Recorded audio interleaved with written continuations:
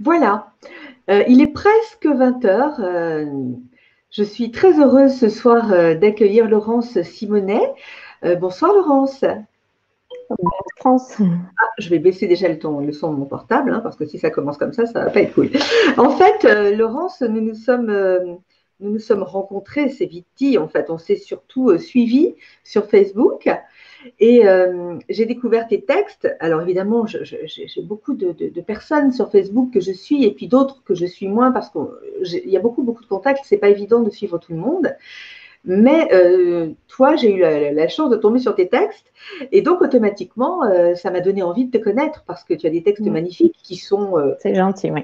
Ah oui, mais tes textes sont beaux. Alors, ils tombent quelquefois pile avec ce que je vis, ce que je ressens, ça résonne pour moi, donc automatiquement, ben voilà, j'ai envie de répondre, de participer, de mettre un geste. Et d'ailleurs, ce soir, on aura l'occasion, aussi bien moi que toi, de lire un de tes textes, hein, à un moment avec plaisir. de l'émission. Alors, dans un premier temps, eh bien, vas-y, présente-toi, dis-nous qui tu es, ou comment toi tu as envie de te définir. Ah, définir. Alors, j'aime pas trop me définir. Je suis plutôt un être qui a eu la chance de renaître avec toutes ses mémoires passées. C'est-à-dire qu'enfant, j'avais accès déjà à tous les mondes invisibles. Donc, les entités, l'énergie, la lumière, au grand désarroi de mes parents qui n'ont pas forcément toujours compris ou accompagné. Et puis, je me suis construite, un petit peu laissée de côté au niveau de l'adolescence à cause de l'hypersensibilité que ça avait engendré dans mon être, où je percevais vraiment tout ce qui se passait à tous les niveaux, que ce soit au niveau des lieux, des personnes et des sentiments, des émotions.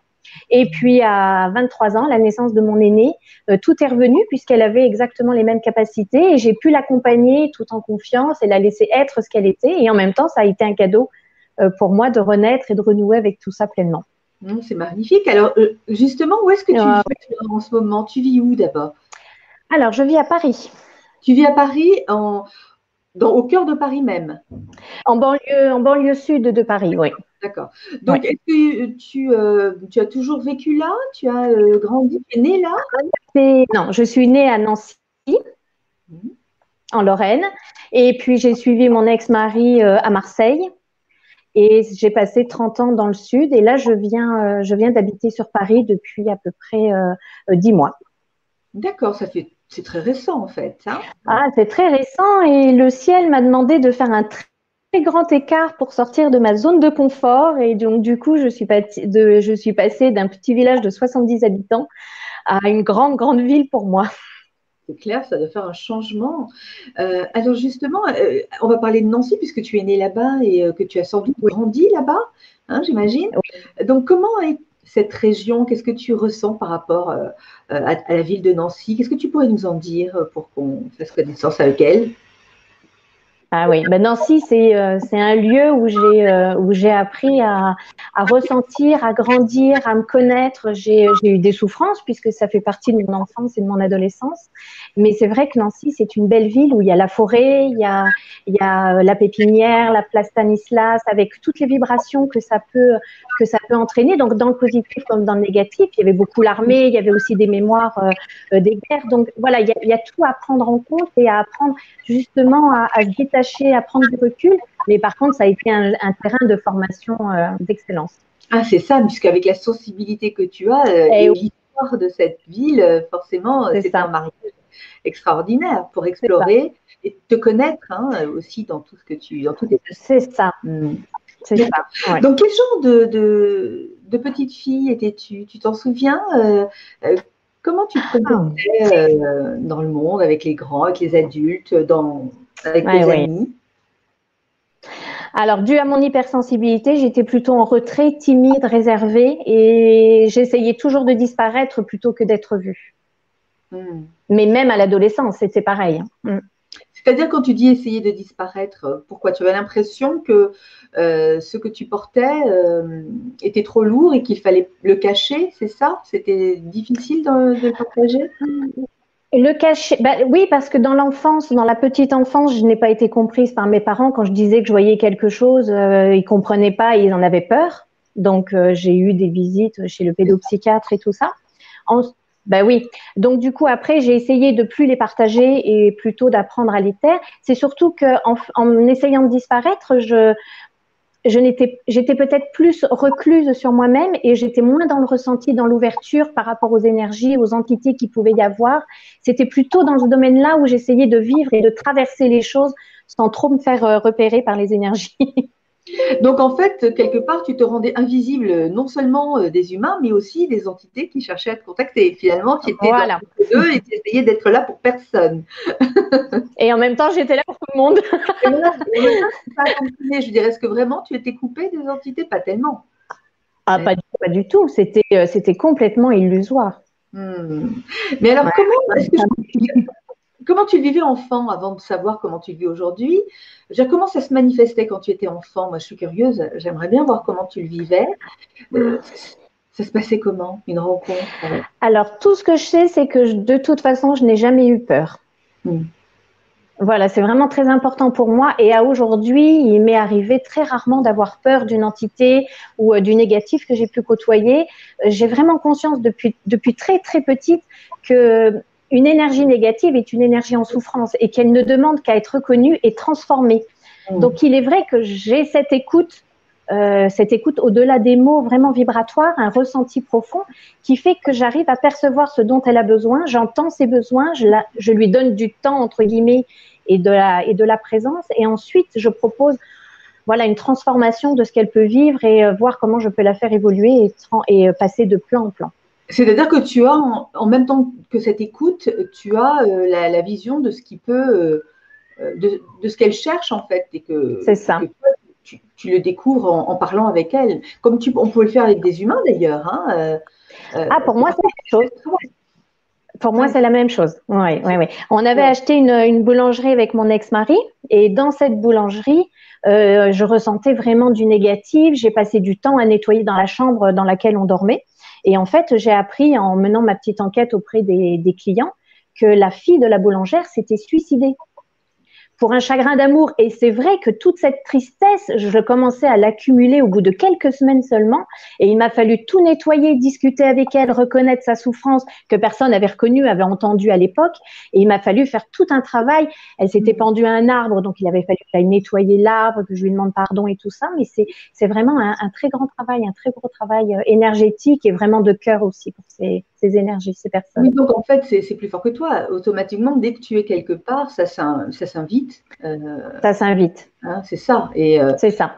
Et toi, finalement, tu ne peux que répondre à cet appel énergétique, quel qu'il soit.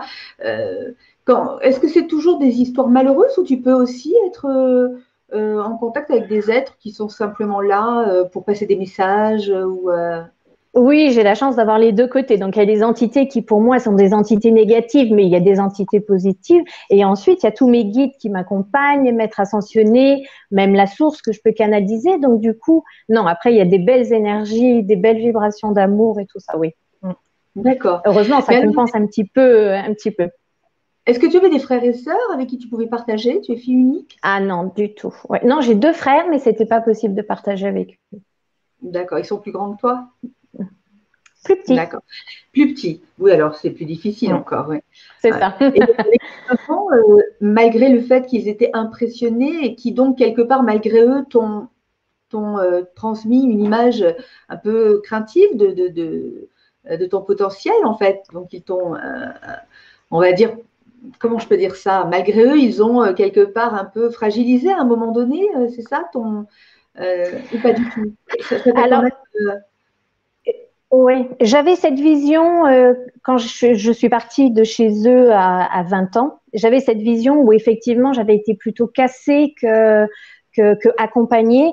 Mais je sais qu'avec le temps et avec les guérisons effectuées, je sais que c'est grâce à eux que j'ai pu grandir, me connaître à l'intérieur et en même temps prendre appui sur tous mes ressentis profonds. Et j'ai su il y a seulement 6 ou 7 ans que ma grand-mère qui était décédée, ils la voyaient aussi et que ça leur faisait très très peur. voilà. Et que c'est vraiment la peur qui a motivé ça plutôt que le fait de vouloir absolument casser ce que je voyais et qu'ils ne comprenaient pas. C'était pas une intention pure, c'était Non, juste une non. peur en fait. Hein, C'était vraiment une très grande peur. ça t'a renforcé, c'est ça que je veux dire, ça t'a renforcé en fait. C'est ça. Oui, oui, oui. Ça t'a permis de te connaître Ouais. mieux et de comprendre aussi l'effet que ça pouvait avoir sur le monde et de te Ouais, de comprendre les hypersensibles, de voir comment ils peuvent se construire, comment ils peuvent aussi se mettre en reclus, comment ils décident et qu'ils choisissent de rester à la maison pour ne pas subir les énergies. Tout ce mode de fonctionnement, je l'ai vécu, je l'ai traversé. J'ai appris avec mes guides à comment me construire une bulle ou comment à me laisser juste traverser par l'émotion, à faire la différence entre mon émotion à moi et l'émotion, par exemple, du voisin dans un restaurant. Donc, voilà, celle-là, je la prends plus, l'émotion, je conserve que la mienne et c'est vrai que je suis en paix aujourd'hui avec cette hypersensibilité. Mais alors, qu'est-ce que tu as fait comme parcours au niveau de tes études ou de ton métier? Comment tu t'imaginais enfant? Tu te voyais, tu pensais pas être médium, tu connaissais pas encore tout ça. Qu'est-ce que tu imaginais de toi dans l'avenir? Ah, je voulais être hôtesse de l'air, donc quand même, je voulais être dans les cieux. Quand même. Voilà. Donc, j'ai fait des études pour avoir les langues et un bagage. Et malheureusement, ma taille à l'époque, c'était il y a 30 ans, j'étais trop petite. Il y avait des critères très Oui, il y avait des sévères critères, pour rentrer dans une absolument. école. Oh là là. Et donc, je n'ai pas la taille. Voilà, donc j'avais pas la taille. Et en même temps, j'ai rencontré mon ex-mari à la même époque à la sortie de mon bac. Donc, je l'ai Mm. suivi à Marseille et voilà. Ah, donc du coup, tu as accompagné ton époux dans sa profession de boulanger et tu as...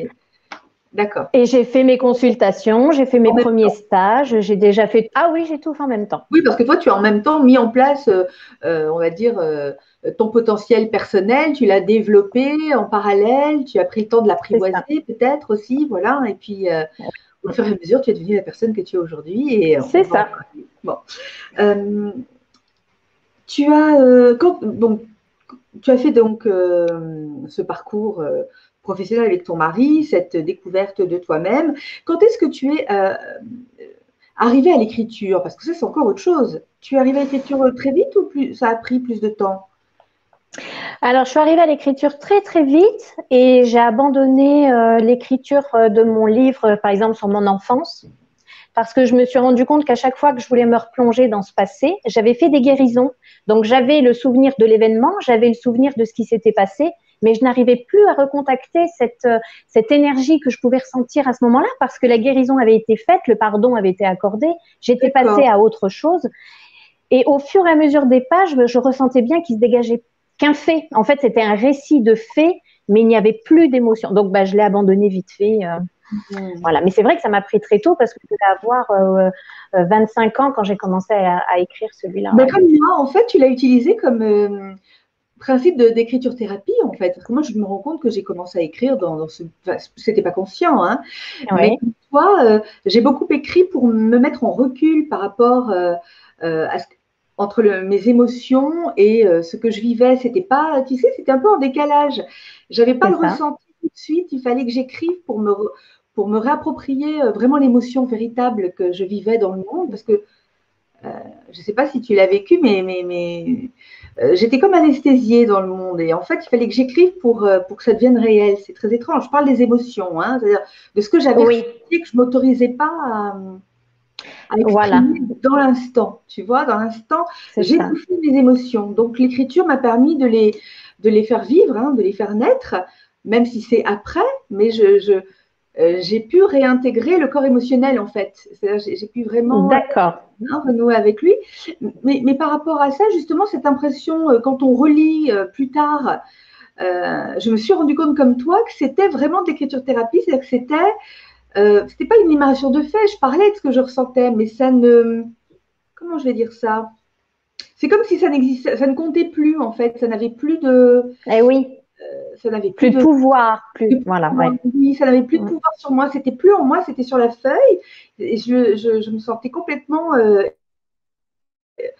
pas étrangère, mais loin de tout ça. Alors, c'est beaucoup plus tard que j'ai commencé à rendre universel ce qui, à la base, était une sorte de, ce qu'on appelle, comment on appelle ça c'était du pathos quand j'écrivais, tu vois, j'écrivais en D'accord. fait cette forme-là, et c'était très personnel et ça ne pouvait pas être lu en vérité, tu vois, parce que c'était écrit Ah au oui. premier degré, c'était brut, c'était fort. Mais après, on apprend petit à petit à comment dire, à aller chercher ce qui touche le cœur de tous dans une histoire qui reste personnelle, tu vois. Et c'est ce que tu fais vraiment dans ce que je lis de toi.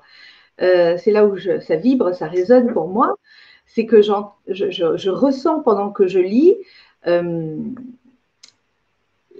l'essence de ce que tu exprimes et qui quelque part fait écho, mais je pense à beaucoup de personnes, pas qu'à moi, tu vois, ou pas qu'à toi. Et non, oui. Tu vois. Oui. Il faut savoir que tous mes écrits sur Facebook sont au quotidien, donc que je canalise, mais en même temps par rapport à ce que je vis. Donc l'émotion qui est ressentie dedans, c'est l'émotion du jour, de ce que j'ai vécu hier, que j'ai compris, intégré, pris en conscience, transformé. Mais ce n'est vraiment que du vécu. Donc effectivement, l'émotion, elle est là, elle transpire et ça fait avancer. C'est vraiment comme ça que j'avance. Après, c'est un langage du cœur, ça parle à certaines personnes et après, ça résonne pas forcément à d'autres.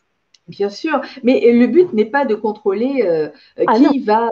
Voilà, on n'est pas là-dedans, on n'est pas dans du marketing en disant allons vendre des choses qui. Il y a une forme de marketing, mais je veux dire, moi je préfère parler, comme tu le dis, de langage du cœur, c'est-à-dire qu'il y a une reconnaissance ou pas, et ça suffit, ça se suffit en soi-même, il n'y a pas besoin d'aller vendre des concepts.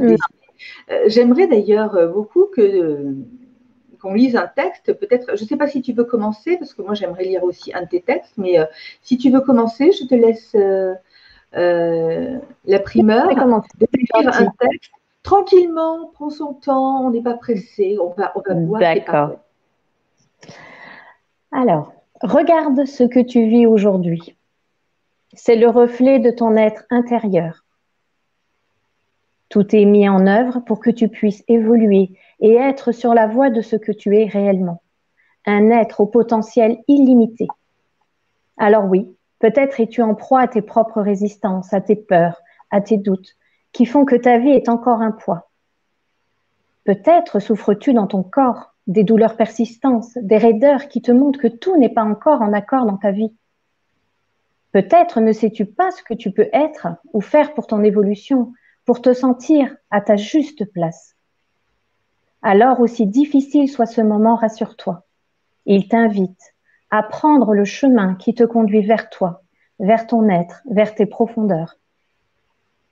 Tout te permet d'être enfin toi, dans ce que tu vibres réellement, dans ton cœur, dans ton âme. Des changements de fonctionnement, des nouvelles habitudes alimentaires ou sportives, de meilleures lectures, un nouveau départ qui te permette d'être dans un mouvement de renouveau, d'une naissance à toi dans toutes tes dimensions. L'amour, la paix et la joie sont déjà en toi et il te suffit juste de t'ouvrir à une nouvelle façon d'être et tout sera là pour toi et pour l'offrir au monde. C'est magnifique. Ouais. Et ça fait vraiment écho à ce que beaucoup de gens vivent aujourd'hui, ces changements. Oui. Beaucoup de gens. Oui. Et quand je l'ai écrit, en fait, je souffrais d'une cruralgie, c'est-à-dire que j'étais à mes propres résistances pour avancer parce que je recherchais une salle pour faire mes stages et tout ça. Et de nouveau, on me redemandait de sortir de ma zone de confort, de nouveau d'aller plus loin et de me positionner. Et c'est vrai que là, j'étais vraiment en résistance et je les vivais, ces douleurs dans mon corps et de recevoir ce message et de me dire, voilà, et c'est vrai que ça accompagne des autres personnes, mais c'était vraiment une période très douloureuse pour moi. Ouais. Oui, mais tous les changements, quelque part, pas tout le temps, bien sûr. Comme tu dis, il y a des résistances, mais en général, si ça correspond à quelque chose où on est prêt, que l'on est prêt à vivre, en général, on est sur le flux et on va avec, et c'est beaucoup moins douloureux. Ça dépend en fait de la façon dont on résiste ou pas au changement. C'est exactement ça. C'est ça. C'est exactement ça. Moi, par rapport au texte que tu écris, justement, ce qui m'a touchée, c'est que en ce moment, bon, j'en ai beaucoup parlé, je ne vais pas recommencer aujourd'hui, je vais juste rappeler que j'avais un rapport à l'aliment qui était très complexe du fait de mon histoire personnelle. Et là, en ce moment, ben voilà, il y a une magie qui s'opère dans le sens où je sens que mon alimentation change, que mon corps me dit ce que je dois manger, ce que j'étais incapable d'entendre avant. Donc, je suis très sensible à ça, à son message. Et puis, j'ai l'impression d'avoir un anneau gastrique virtuel. C'est-à-dire qu'en fait, je suis très vite rassasiée. Je mange un œuf dur avec un morceau de pain, je n'ai plus faim. C'est une chose que je ne connaissais pas avant. Et quelqu'un m'a dit, une amie m'a dit que peut-être j'inaugure un autre type d'alimentation qui est beaucoup plus énergétique. Peut-être que je me nourris plus de prana et que donc l'aliment, il il est là, mais je ne m'en rends pas compte. Je sais que l'aliment n'a plus la place qu'il avait avant. Des fois même, ça m'inquiète. Hein. Je me dis, mais qu'est-ce qui m'arrive? J'ai peur. Il y a des moments où j'ai peur de faiblir, tu vois, un peu les croyances, comme si l'alimentation, c'était le moteur de la vie, tu vois. Et en fait, pas du tout. Je me rends compte que je me sens beaucoup mieux, que mon corps se régule, tu vois. Et voilà, donc ça m'a beaucoup parlé, ton message. Et puis par rapport voilà, au fait de se laisser être, en fait, de laisser les choses se vivre comme on les ressent. Et c'est ça le plus dur, c'est la peur de vivre ce qui nous est demandé. C'est la peur surtout d'être qui on est et même de briller. Et je pense que c'est la plus grande peur. C'est pas la peur du changement, c'est pas la peur d'avoir mal, c'est pas la peur de tout ça parce que ce sont des zones qu'on connaît malheureusement trop souvent. Mais la peur de briller, de rayonner et d'être réellement qui on est dans tout ce qu'on doit être et qu'on peut être.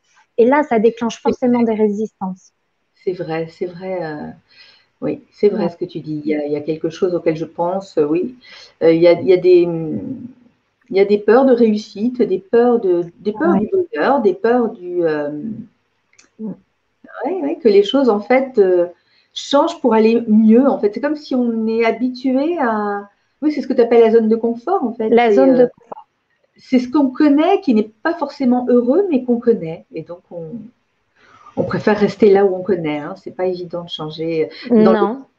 d'aller vers qui on est, en fait. Vers qui on est, dans ce qui va nous faire du bien, nous épanouir en plus. Et là, pour revenir à l'alimentation, c'est ça, le fait de manger, combler un vide. Et si on est réellement qui on est, dans cette lumière et dans cet amour, le vide, il n'y en a pas. Donc, on n'a plus besoin ni de combler par l'alimentation ou de combler par toute autre dépendance. On a juste à être. J'ai parlé de ça dans une émission, justement, avec Valérie Motin et Nathalie Surgy. On parlait de la codépendance et justement, c'est ce qui m'a été offert de vivre, c'est de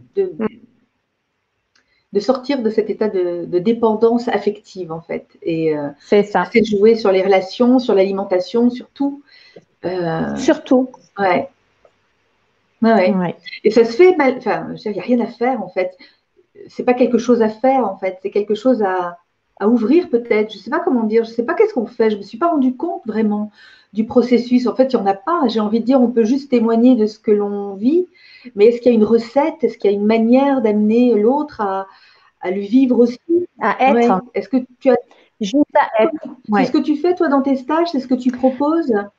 Tu accompagnes? Alors, surtout la formation thérapeute du cœur, donc sur 9 mois, elle est basée sur vraiment l'écoute de ses blessures avant toute chose, parce que justement, quand on a souffert, quand on a des blessures, des souffrances, ça fait ces failles et ces résonances qui apportent à la vie de nouveau ces mêmes expériences, ces mêmes apprentissages.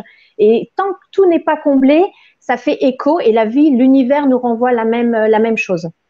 C'est vraiment pour moi de toute façon essentiel dans n'importe quelle démarche thérapeutique ou d'évolution, c'est d'aller vraiment descendre dans ces profondeurs, d'aller regarder vraiment nos ombres, mais c'est nos souffrances en fait, nos peurs, nos doutes, notre mal-être, mais vraiment pour s'en sortir et faire appel encore une fois à la lumière. Et là, on revient à oser être soi, briller, rayonner. Et si on entretient ces ombres, on ne peut pas être cette lumière.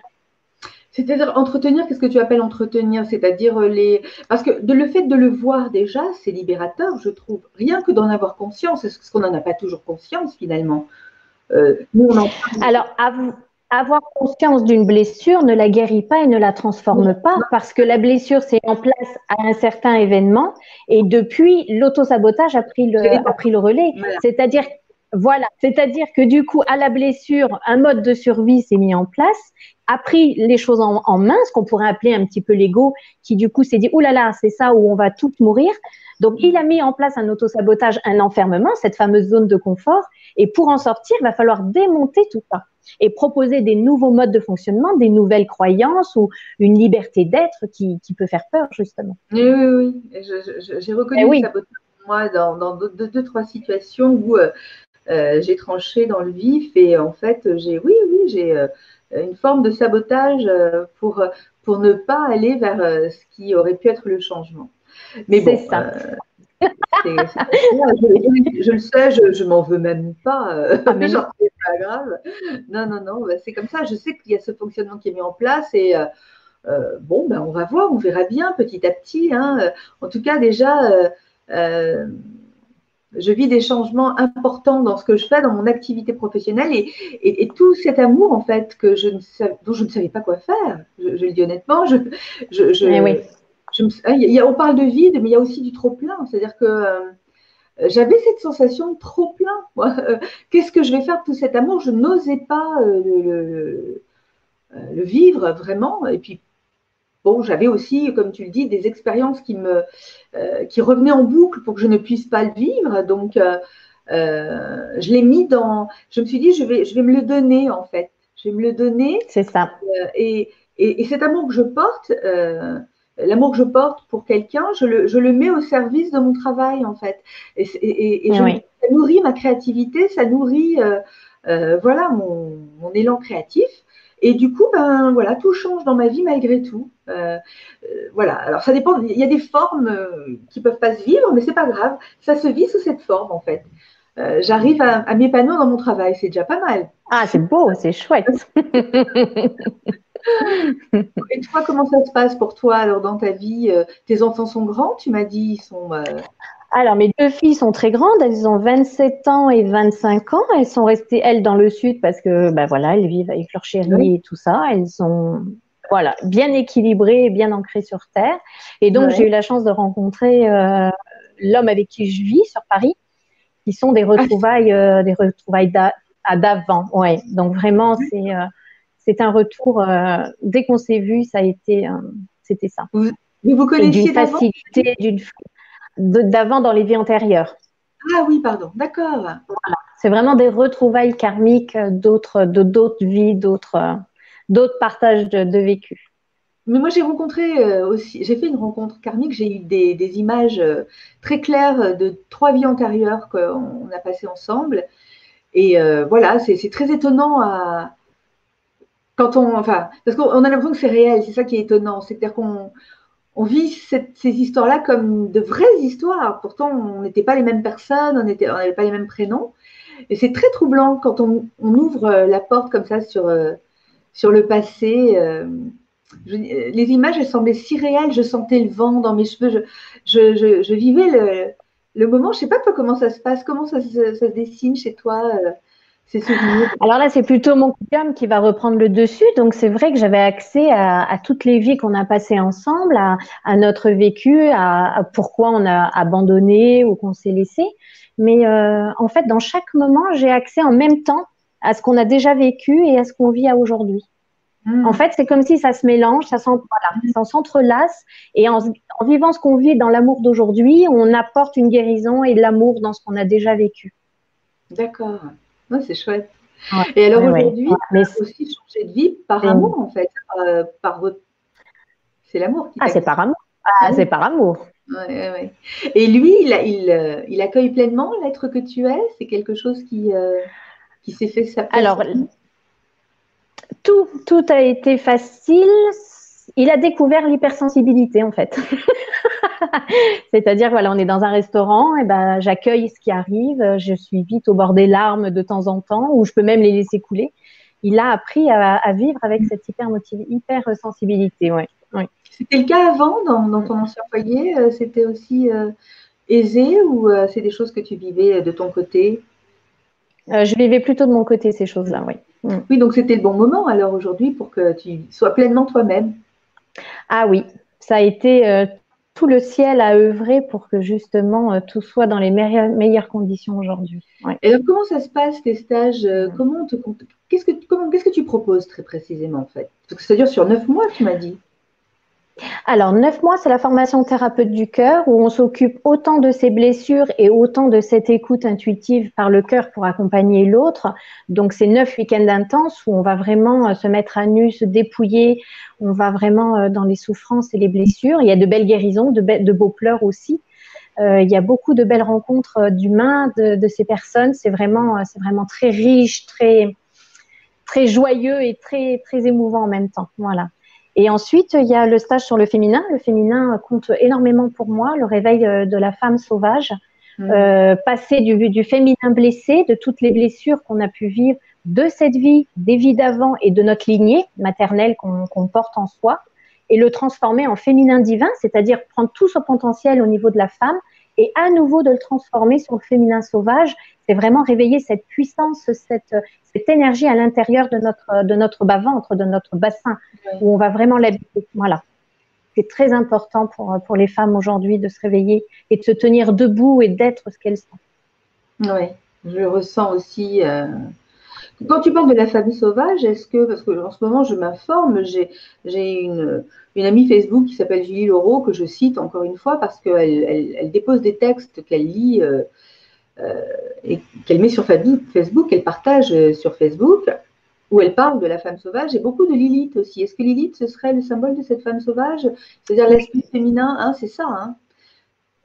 Lilith, elle peut tout faire, elle peut se permettre tout, d'être autant séductrice, aguichante, d'être cette femme qui se permet et qui s'autorise à vivre tout l'aspect de ce qu'elle peut être, et en même temps cette femme remplie de sagesse et de maturité qui sent, qui sait, qui ressent par instinct tout ce qu'elle a à vivre. Ah oui, oui, oui, bien sûr. Oui, alors on le dit rapidement, peut-être pour ceux qui ne connaîtraient pas Lilith, que c'est la première femme d'Adam en fait, hein. Oui. C'était une femme qui était en fait totalement, pleinement elle-même, hein, entière, et qui se vivait sans contrainte. C'est ça. Adam, d'après ce que j'ai lu, n'aurait pas, enfin, était fou d'amour pour elle, mais en même temps, il voyait d'un drôle d'œil le fait qu'il ne puisse pas en fait la servir quelque part, enfin qu'elle ne soit pas là pour répondre à tous ses désirs. Quelque part, il est allé voir Dieu et il a demandé de lui confectionner, enfin, de créer une autre femme.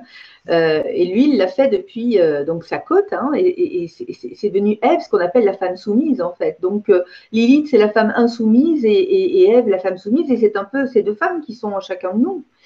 C'est ça. De nous aussi, même je parle des hommes parce qu'il y a un féminin aussi en eux. Est-ce que ça parle aussi aux hommes quelque part ce travail sur le féminin, je veux dire sur leur part féminine, c'est quelque chose qui peut leur apporter quelque chose ou c'est vraiment très axé sur la femme?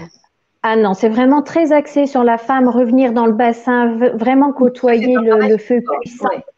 Oui, et puis on passe vraiment du féminin blessé, donc dans les incestes, les viols, dans tout ce qui était soumission, dans tout ce qui a été perversité, tout ça, l'esclavage et tout.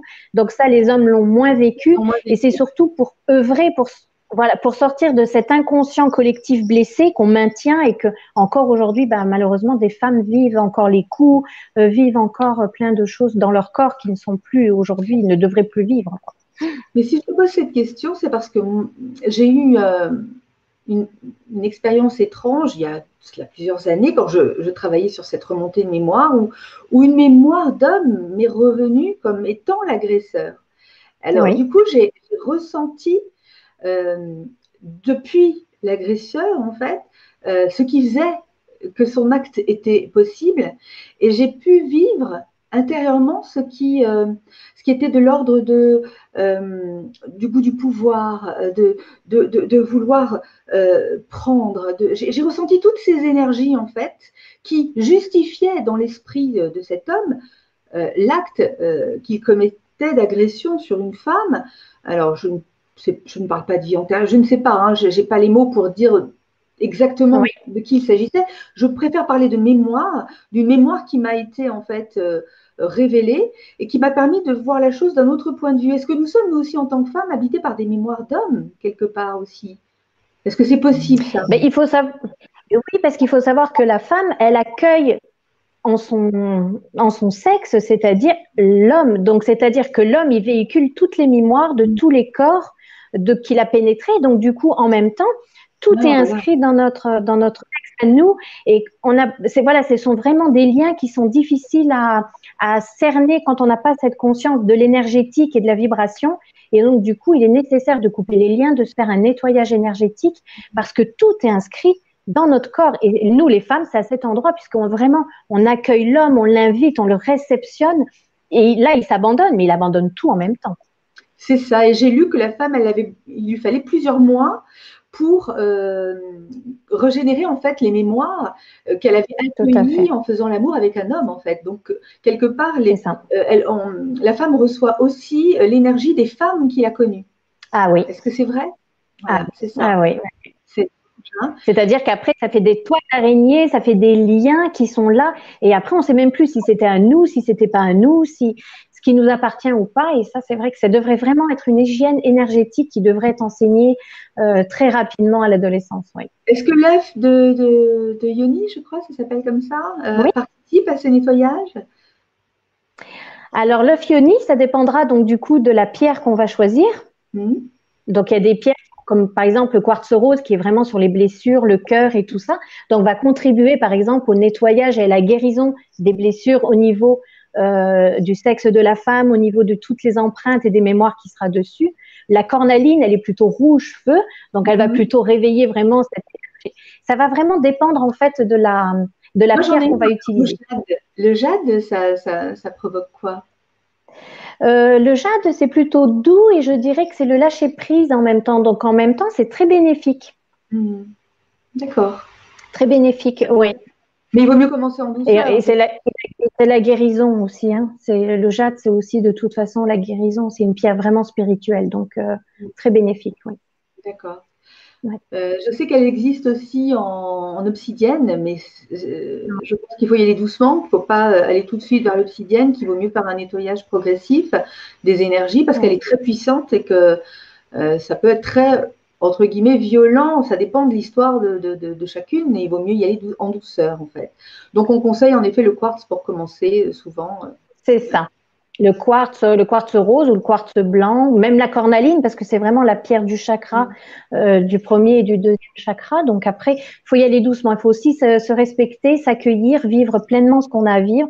Et il n'y a pas de temps, c'est une course folle sinon. C'est juste vivre l'instant présent et une guérison chaque jour, un pas dans l'amour de soi et dans le respect de soi. C'est important. Oui, c'est ça. L'œuf de Yoni, souvent, on en parle comme d'un moyen de muscler, en fait. Hein. Oui, le périnée. Dans un premier temps, on l'utilise pour le corps, mais c'est vrai qu'on parle peu des énergies aussi.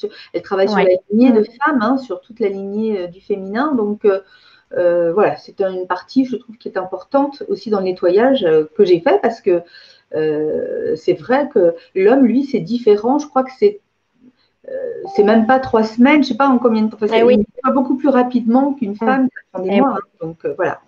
Donc, cette femme sauvage, la réveiller, pourquoi?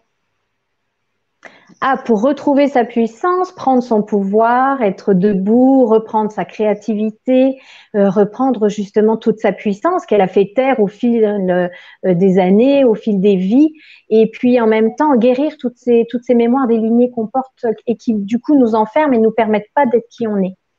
Ouais. C'est vraiment un chemin, c'est vraiment le réveil pour être libre, pour être soi dans toute l'authenticité de la femme et quelle que soit la femme qu'on choisit d'être. Des fois, ça peut être cette Lilith, comme des fois, ça peut être cette Ève.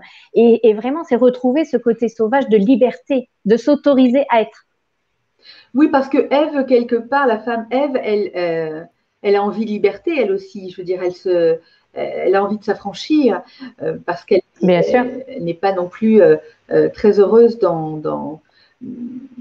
Et en même temps, j'ai envie de dire, il y a quelque chose que je ressens, c'est que en tant que femme, quand on aime servir, mais servir dans l'amour, pas dans la servilité, c'est-à-dire pas en renonçant à sa liberté. Et c'est ça qui est difficile comme nuance à faire sentir, c'est que je ne sais pas si tu ressens la femme libre comme complètement affranchie de tout ce qu'elle peut vivre, comment dire, dans son rapport à l'autre, qui est le rapport d'amour quand même malgré tout, qui reste fort. Est-ce que cette façon d'aimer est très différente de celle d'Ève qui est dans le sacrifice? Ça n'est plus un amour dans le sacrifice en fait. C'est un amour de soi qui va. C'est ça, c'est un amour de soi. C'est déjà ça. La femme sauvage, elle se reconnaît et elle se reconnecte à toute sa puissance et à son pouvoir intérieur. Et une fois qu'elle s'aime, une fois qu'elle s'autorise à être pleinement qui elle peut partir à la recherche de l'autre, des autres, dans le respect et dans l'amour. Et il est vrai que pour la femme sauvage, le mot servir n'existe plus. Il n'a plus lieu d'être. Elle est amour. Et non, elle est amour. Elle va participer à la vie. Elle va participer au couple. Et elle est dans cette relation d'être, et elle n'a pas besoin ni de servir, ni d'être dans un sacrifice. La femme, elle est libre et sauvage. Elle a envie, elle le fait. Elle n'a pas envie, elle le fait pas. Mais il n'y a plus cette connotation de service à quelque chose, et certainement pas à l'homme. C'est ça. Oui, mais c'est ça. C'est quelque chose que je commence à goûter à peine, parce que je sens des libérations. Je t'ai dit ce matin, j'ai écrit un texte qui m'a libérée, et tu m'as dit c'était le moment de le faire. Je ne l'ai pas fait exprès. Donc, il faut le dire déjà aux femmes qui nous écoutent que demain, c'est la pleine lune, donc c'est le portail aussi du 12 décembre, donc du 12-12. C'est des énergies très puissantes et qu'on est invité en fait à se délester de tout ce qu'on ne veut plus vivre, hein, c'est ça, ou de comportements qu'on ne veut plus du tout vivre. Et puis en même temps, faire la liste de ce que l'on sent naître en nous-mêmes et d'encourager en fait. C'est ça, il faut que ce soit équilibré. Il faut qu'il y ait autant de choses qu'on enlève. Vas-y, explique-nous. Non, l'invitation, c'est vraiment en fait de savoir en conscience pourquoi on a attiré ce genre d'expérience et qu'on ne veut plus, justement, parce qu'encore une fois, on est responsable et quand on est responsable de son vécu, on sort du rôle de victime, justement, et pour les femmes, c'est très important de sortir de cette victimisation. On sort de cet inconscient collectif qui fait que voilà, on subit toujours les choses, on arrête, on prend notre responsabilité et à aujourd'hui, on décide. Ça, je l'ai vécu, j'ai compris, j'ai appris. J'en veux plus, je veux plus jamais le vivre. C'est ça. Donc, on va faire toute la liste de ce qu'on ne veut plus, comme par exemple les associations alimentaires ou au contraire tout ce qui pèse dans notre vie, comme les souffrances. Et en même temps, l'invitation comme le portail du 12-12-2019, c'est vraiment la vibration du 3, la réalisation et le 9, cette notion de renouveau, de nouveau monde. Et donc, du coup, c'est de se créer tout ce qu'on a envie, de compenser ce négatif qu'on lâche, que la nature n'aime pas ce vide, pour justement le compléter avec toutes ces nouvelles vibrations comme l'amour, la joie, la liberté d'être, l'expression, la réalisation, la créativité. Et au contraire, dans quel domaine on va pouvoir mettre tout ça? Comment on peut se le faire? Et là, on rêve. Il y aura la nouvelle lune le 26, qui est les nouveaux départs, les nouveaux commencements. Et donc, on va travailler, on va semer les graines demain pour que justement, à cette nouvelle lune, tout soit déjà fertile et puisse prendre son envol pour 2020. C'est ça. Merci beaucoup parce que je conscientise mieux ce que tu exprimes et je vais le faire dès demain avant 12h12, hein, tu m'as dit. Bon. C'est ça. Très bien. Et ce que j'aimerais, c'est lire un deuxième texte de toi qui est magnifique, qui parle de la magie justement, et on est en plein dedans. Oui. Je commence. La magie. La magie. N'oublie jamais que tu es le créateur de ta vie. Tu peux, à chaque instant, changer tout ce qui ne te convient pas. Alors, en avoir conscience est ton premier pas. Définir ce que tu veux modifier dans ta vie. Ensuite, voir ce que tu peux transformer immédiatement dans cet espace de présence à toi. Ose poser un acte qui enclenche la nouvelle voie. Donne un message clair à ton corps que ton cœur a été entendu et que tu es aligné pour être dans ce changement. Ne programme aucune difficulté. Ne laisse aucune échéance te différer de ton choix conscient. Mets tout ton cœur dans cette étape de concrétisation de ton choix, de ton changement. Apporte toute ton attention puissante à cette réalisation et tu assisteras à des miracles. L'univers te répondra sur la nouvelle vibration. Crois en toi, car tu es magique par ton pouvoir de création. Chaque parole est précieuse en fait, elle est porteuse d'une énergie, d'une lumière qui nous aligne pendant qu'on lit. Et, oui. Et puis c'est un texte que j'ai envie de lire plusieurs fois en plus, vraiment m'imprégner pour aller au-delà du sens des mots, tu vois, que le mental essaye de saisir au début, à la première lecture, et que finalement, il faut lâcher à un moment donné pour entendre d'une autre façon.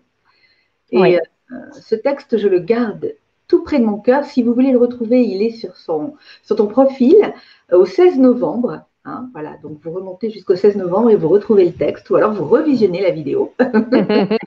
Mais c'est bien de faire ce travail de réappropriation des mots quand même, et de les vivre pleinement. Hein, c'est ça. Surtout celui-là. Oui. Surtout celui-là. Il est pile poil pour demain. Hein. Il est parfait. C'est exactement ça. C'est vraiment être créateur de ce qu'on vit, de nos choix et de ce qu'on veut mettre en place et plus attendre qu'on nous le serve. C'est vraiment le demander, le réclamer et passer sa commande. Ouais.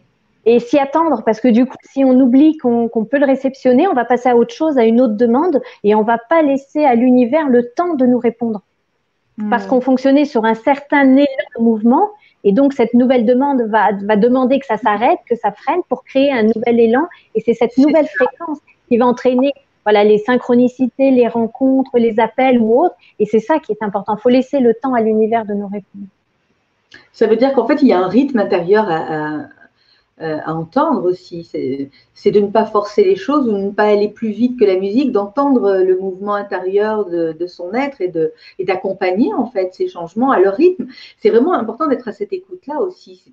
Prendre le temps d'entendre et pas de se laisser, tu vois, Emmener. emmener par un désir ou de multiples désirs euh, qui seraient plus des fantasmes en fait au final que vraiment de véritables réalisations. Ce qui est important dans le texte, c'est qu'on revient au cœur. Et tout ce qui est créé à partir du cœur est dans l'amour. Et dans l'amour, il n'y a pas les peurs, il n'y a pas l'heure, il n'y a pas le temps, il n'y a pas ces notions-là que le mental il va essayer de se raccrocher et qui va essayer de récupérer. Dans l'amour, on crée. Et l'amour, c'est quand est-ce qu'on en a vraiment besoin, quand est-ce qu'on est prêt à l'entendre. Et dans cet état d'être, on sait que tout est juste, que tout est parfait. Mais alors, c'est là où je veux en venir. En fait, il ne s'agit pas d'avoir... il ne s'agit pas comment je vais dire ça? Il ne s'agit pas d'avoir des idées sur ce qu'on veut. Il faut vraiment sentir ce qu'on veut, c'est-à-dire ce dont on a réellement besoin et pas partir sur des envies. Tu vois ce que je veux dire? Hein, c'est pas la même chose peut-être que le désir et l'envie, c'est la même chose. Le désir répond à une demande d'être présent, alors que l'envie, elle est toujours anticipatrice sur quelque chose qui est à venir. Donc d'être vraiment dans l'instant présent et dans son désir immédiat. Est-ce que c'est ça? Immédiat, et il faut connecter aussi en même temps le corps, parce que le corps, il est dans le ressenti. Et quand on est dans le ressenti, à l'écoute de cette présence à soi, c'est-à-dire dans notre cœur, on est loin du chemin du mental. Et donc, on n'a plus de doute. Tout ce qu'on peut créer n'est qu'à partir de l'amour et de la joie d'être dans cet état. C'est ça, c'est le corps qui va pouvoir demander. C'est le corps qui est le baromètre dans notre demande. C'est ça. Le corps nous dit si la demande est juste. Est juste et passée, quoi, en fait. Hein. Il y a cette joie du corps qui sent que la demande a été exaucée déjà. Hein. Elle est comme déjà exaucée, elle est validée par le corps.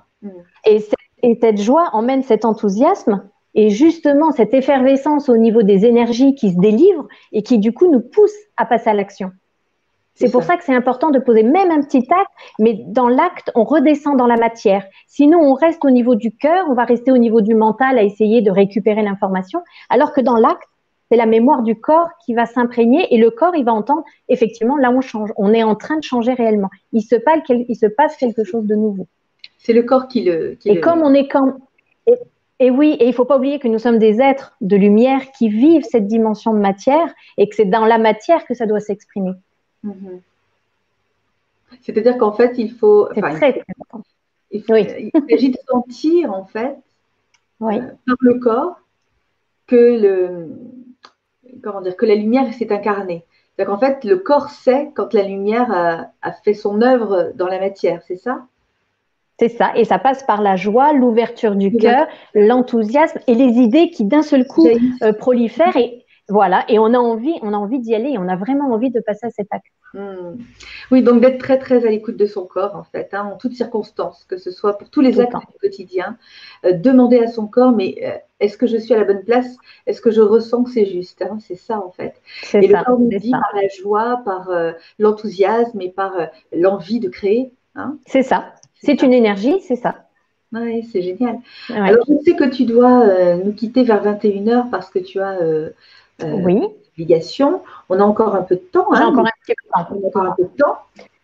Mais je voulais regarder quand même pour être sûre qu'on sera dans les temps pour toi. Ouais. Ce que j'aimerais, c'est que tu nous dises, alors, déjà, dans un premier temps, si quelqu'un a envie de te contacter, il faut absolument être sur Paris. C'est indispensable d'être présent physiquement.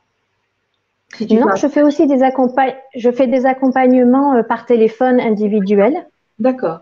sur une problématique ou sur ce que la personne elle veut travailler dans l'instant T, encore une fois.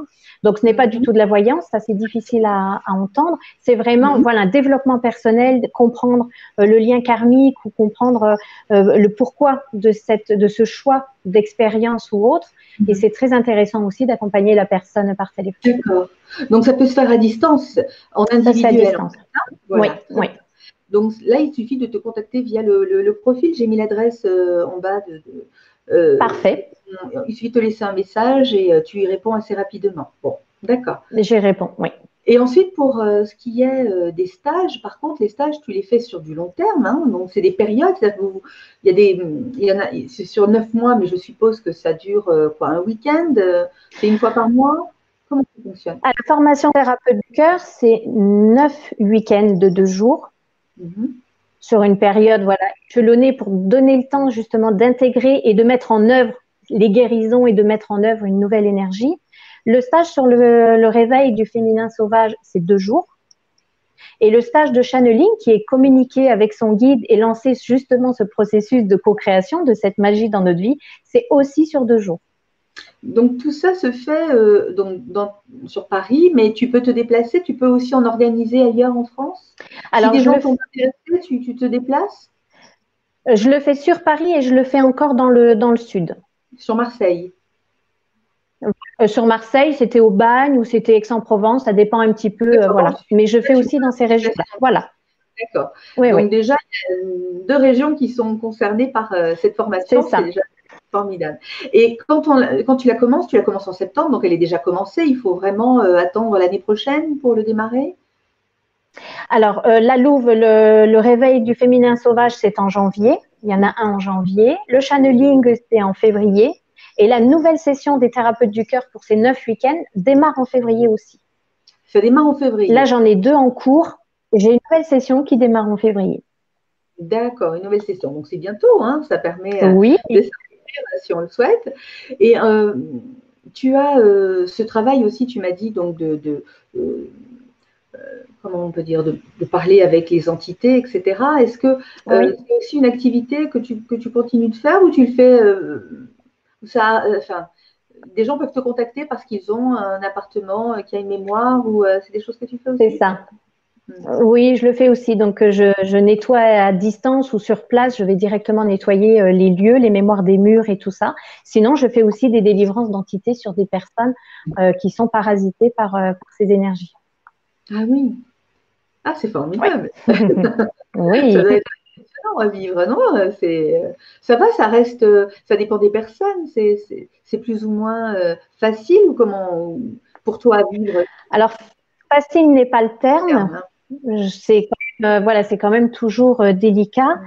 Après, je prends toujours mon temps. C'est encore une question d'amour et je me fixe pas de date. Je dis pas qu'en 48 heures c'est fait. D'ailleurs, c'est rarement fait en 48 heures. Je trouve que plus on s'approche de l'entité trop rapidement et avec ce désir de se débarrasser d'elle, et plus elle est réactive, plus elle va intensifier ses effets négatifs sur la personne, comme la fatigue, l'épuisement, le manque de sommeil ou des douleurs dans le corps physique. Donc, j'y Mm. vais toujours tout doucement avec une approche toujours avec amour. Je pense que c'est la seule réponse qu'on peut apporter à toute énergie. Ouais, c'est ça, je comprends. Mm. Voilà, oui. C'est magnifique. Est-ce que aujourd'hui tes filles, tu m'as dit que tu as une fille qui a les mêmes dons que toi. Est-ce que quelque part tu Les l'accompagnes deux, aussi? Toutes les deux. les deux, oui. D'accord.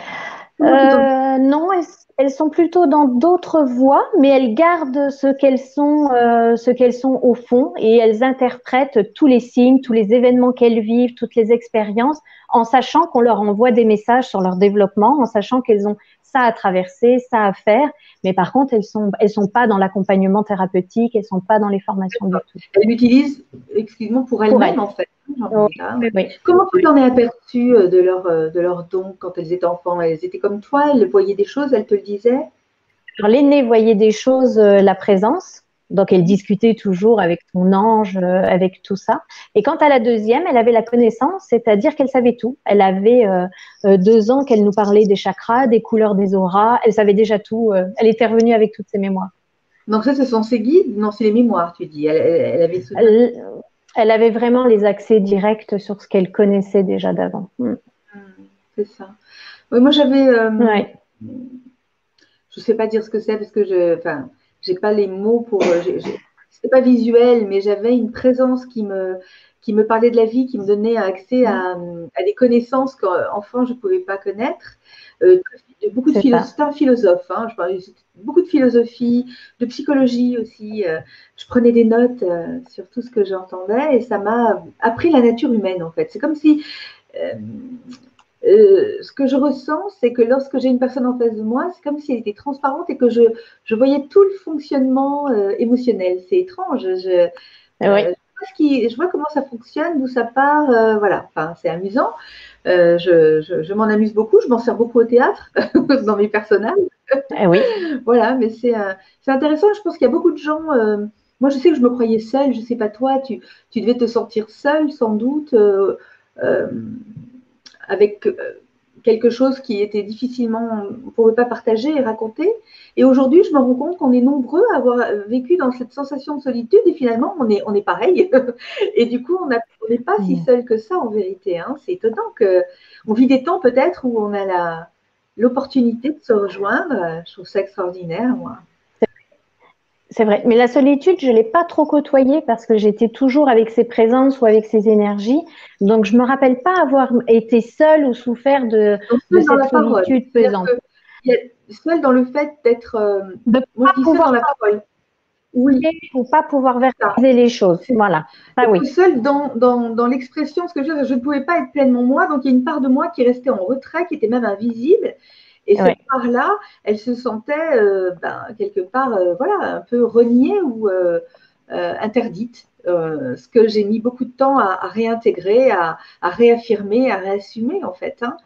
Maintenant, elle est pleinement moi. Je n'ai absolument plus aucun jugement sur tout ce qui me semblait étrange quand j'étais enfant. Je trouve ça tout à fait naturel et je me rends compte que beaucoup de gens partagent ce naturel-là et que finalement, c'est être humain aussi qu'être ça. Et ça n'est pas être étrange ou bizarre. Tu vois ce que je veux dire? C'est ce sentiment d'être à part qui est faux en fait. Je n'étais absolument pas à part. On est tous comme ça. On est Mais tous comme ça. voilà, mais on n'en parlait pas. Et maintenant, on en parle. Donc, c'est C'est ça. C'est les ouvertures, c'est le progrès, c'est pouvoir se relier aussi avec tout le monde et savoir aussi que maintenant, nous sommes à la base tout ça, tous ces êtres hypersensibles, hyper émotifs, avec des connexions et des ressentis différents, mais nous sommes à la base tout ça. tous, oui, absolument. Est-ce que tu as envie d'ajouter Ouais. quelque chose avant qu'on se quitte? Il y a quelque chose que je n'aurais pas évoqué que tu aimerais partager? Est-ce qu'il y a quelque chose qui te vient? Pas du tout, c'était parfait. Non, tout a été dit? Non, ouais, super. Et je Bah, te remercie tu de sais, m'avoir invitée. ah ben, moi, je suis contente que tu aies accepté, que tu sois venue. J'avais envie de partager ce moment avec toi, de te présenter. Je sais qu'il y a 2 livres qui sont en cours hein, de préparation. Oui, Quand ils sortent, tout tu à m'en parles. Hein, on refait une bien sûr, émission et on parlera de tes livres. On se avec revoit joie. un lundi, je crois que c'est lundi prochain, mais là pour L'année parler prochaine. de regard sur le monde, regard sur la vie et ce que tu ressens en tant qu'être humain, d'être dans le monde duel à la fois et dans qu'est-ce que l'unité pour toi, voilà. Hein, on parlera de tout ça lundi prochain. Avec joie. Je te remercie, je te laisse Merci beaucoup, France. à l'heure. Je t'embrasse très très fort et je précise donc à nos auditeurs, nos téléspectateurs, tout dépend s'ils écouteront l'émission ou s'ils la regarderont, de ne pas manquer de vous abonner à la chaîne YouTube de Vibradio, comme je vous l'ai expliqué plusieurs fois. J'aimerais avoir 1 000 abonnés pour pouvoir faire mes émissions en extérieur à partir de l'été prochain. Donc si vous avez aimé l'émission et si vous aimez et vous voulez soutenir Vibradio, eh bien, ne manquez pas de vous abonner. Voilà. Merci infiniment. À très, très bientôt. Je vais de ce pas couper l'antenne et je vous dis à vendredi pour recevoir Stéphane Brisset, qui est également auteur pour son 3e livre. Belle soirée à vous et à très bientôt. Au Belle revoir. soirée. Au revoir. Au revoir, France.